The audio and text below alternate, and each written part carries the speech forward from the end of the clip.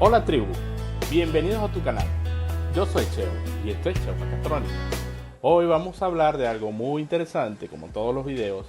Estaremos tocando el tema del 3/4 de un motor. Para empezar, un motor de combustión interna está dividido en secciones. Estas secciones tienen mucho que ver con las piezas y los componentes que tiene cada uno. Es decir, se le llama el 3/4 para hacerlo muy simple a solo la unión de lo que es el bastidor del motor, que se llama block, el cigüeñal, que es la pieza que transfiere la energía de forma reciprocante a forma circular, es decir, el eje fundamental del motor como tal, lo que genera el movimiento giratorio.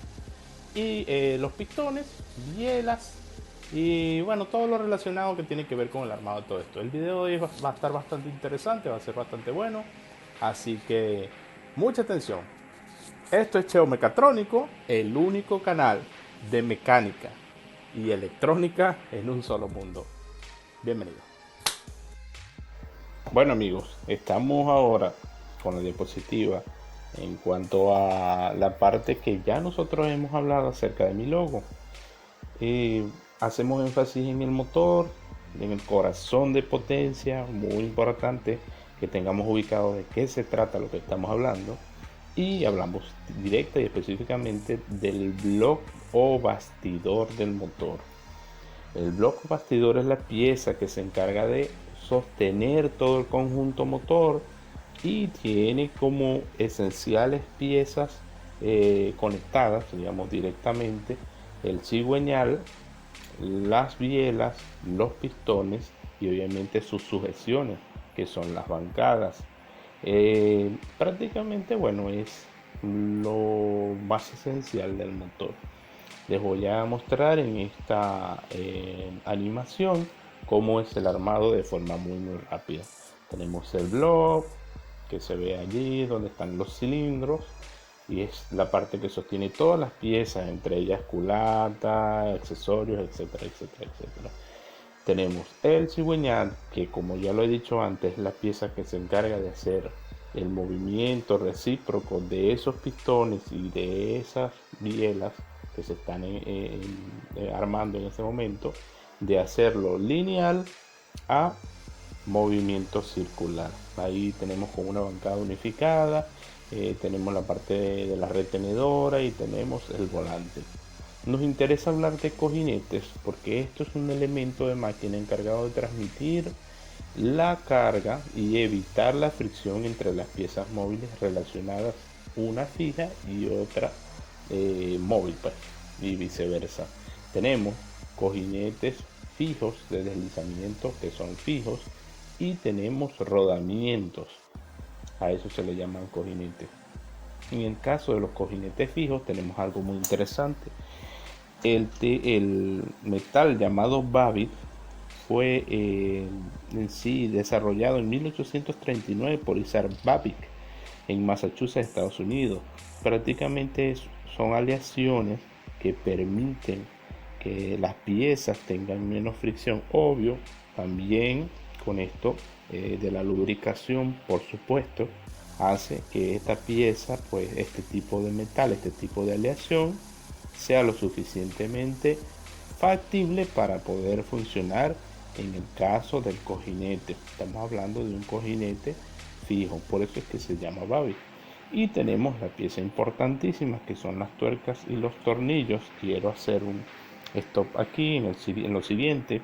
Pueden ver mi dirección de correo, cheomecatronica@gmail.com, y pueden también escribirme al Instagram, que yo con muchísimo gusto les haré llegar esta presentación en PDF para que la tengan con mucho más tiempo. Continuamos hablando entonces del tornillo, prácticamente de sus partes más importantes, que vienen siendo su cuerpo. A eso se le puede hacer y se le hace la medición del cuerpo. También se hace la medición de la cabeza y obviamente de los detalles de la rosca. La rosca tiene algo que es la cresta, el paso diametral, etcétera. Todo esto se puede buscar muy fácilmente, más información, y como les digo, envíenme un correo que yo con muchísimo gusto les paso esta información. Los tornillos están estandarizados por normas internacionales de estándar y medidas. Entre esas está la ISO, la DIN, la STM, la ASME, la SAE, la ANSI, NF, JIS y TV.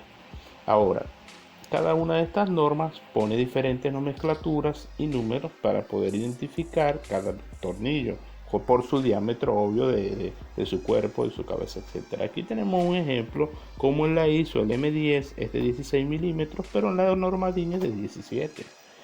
Ahora vámonos a algo muy interesante, muy importante. Señores, deben de ubicar la rosca. Eso sí es muy importante. Tenemos una rosca unificada, tenemos una rosca métrica, tenemos una rosca Whitworth, tenemos una rosca Atme y tenemos una rosca cuadrada. Cada una de estas roscas tiene también dentro de esa norma una especificación, y obviamente el que esté más interesado por buscar información se va a buscar la información referente a la normalización de todas las roscas de las instituciones de estándar y medida, que ya esto ya está estandarizado. Ok, tenemos la rosca según su amplitud. Cuando la rosca es muy grande según su amplitud, podemos definirla como paso grueso. Tenemos roscas de paso fino, tenemos roscas de 8 hilos, es decir, se denomina así por el paso que consiste de 8 hilos entre un punto y otro. Y tenemos la rosca también dividida según su paso diametral, como rosca métrica y rosca Whitworth. Un ejemplo que podríamos dar, por decir, de este tipo de nomenclatura es un tornillo que voy a poner a continuación. Tenemos un tornillo hexagonal M20 x 2 x 60 de la norma DIN 960, lo que habla cerca de 8.8. En este caso hablaríamos de la aleación del acero, que ese es otro detalle muy importante de los tornillos. Entonces tenemos longitud del tornillo, tenemos diámetro del tornillo y tenemos el diámetro de la cabeza. En este caso hablaremos de lo siguiente, que tiene que ver con el torque, es decir, la fuerza que puede soportar ese tornillo a la hora de apretarlo con una herramienta especial para hacer ese trabajo. Y tenemos también una nomenclatura según la norma SAE de la cantidad de aleación de carbono que tiene ese tornillo para ser más fuerte. Fíjense que en la tabla, por ejemplo, en un cuarto, que es el diámetro de la rosca del tornillo del cuerpo, tenemos que cuando un tornillo no tiene nada de grados de carbono, solo acepta 5 libras-pies de torque. Pero si ya tiene 5 grados de carbono, que tiene 3 rayitas, acepta mucho más, igual el de 6 grados, el de 8 grados y uno de competición. Para eso tenemos tablas de torque y toda esta información obviamente la voy a detallar en una sorpresa que tengo para ustedes mucho más adelante.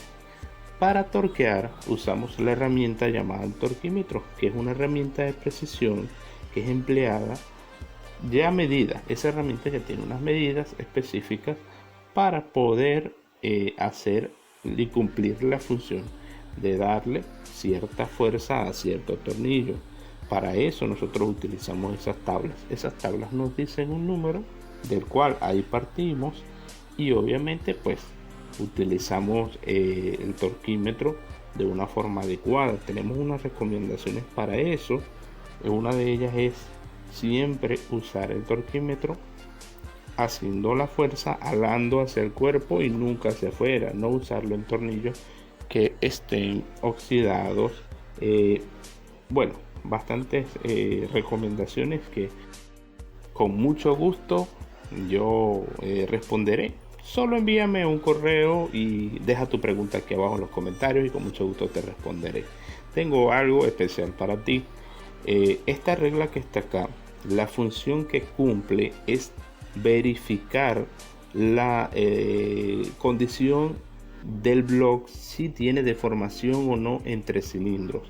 Para eso se limpia la superficie donde va el aro de los cilindros.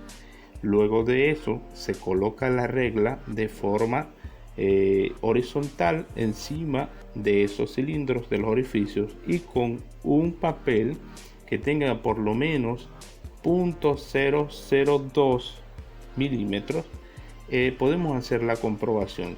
Si el papel no se mueve, es porque obvio no está deforme.